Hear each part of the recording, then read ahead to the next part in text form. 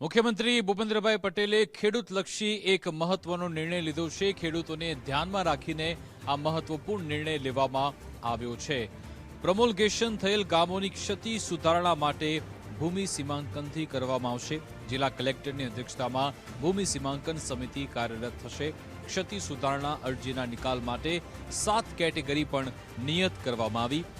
Mobile magistrate court સમિતિ નિયમ અનુસાર તત્કાલ નિવારણ લાવવામાં આવશે। મુખ્યમંત્રીના નિર્ણયથી ગ્રામીણ વિસ્તારના લોકોને લાભ મળી રહેશે। આજ અંગે વિસ્તૃત વિગત આપશે સંવાદદાતા નિકુંજ જાની ફોનલાઈન પર જોડાઈ ગયા છે। જે નિકુંજ, વિકાસ મુખ્યમંત્રી ભૂપેન્દ્ર પટેલ અને રાજ્ય સરકાર દ્વારા ગ્રામીણ વિસ્તારોના લોકો અને ખેડૂતો માટે આ મહત્વનો નિર્ણય લેવાયો છે કે પ્રમોલ્ગેશન થયેલા ગામોની ક્ષતિ સુધારણા માટે એક સમિતિ જે છે ભૂમિ સીમાંકન તેના દ્વારા આ ક્ષતિની સુધારણા કરવામાં આવશે।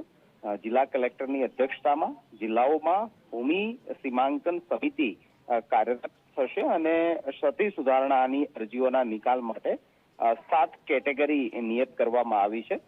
જટિલ પ્રશ્નોના ત્વરિત નિવારણ માટે મોબાઈલ મેજિસ્ટ્રેટ કોર્ટ સમિતિ નિયમ અનુસાર કાર્યવાહી કરી નિવારણ લાવવામાં આવશે અને રાજ્યમાં એક સમાન પદ્ધતિ થયેલી કામગીરીના કારણે જે પ્રમોલ્ગેશનની અંદર જે ખામીઓ છે, ક્ષતિઓ છે, જેની વ્યાપક ફરિયાદો રાજ્ય સરકાર સમક્ષ આવી છે, તેની સુધારણા માટેની કાર્યવાહી રાજ્ય સરકાર દ્વારા હાથ ધરવામાં આવશે।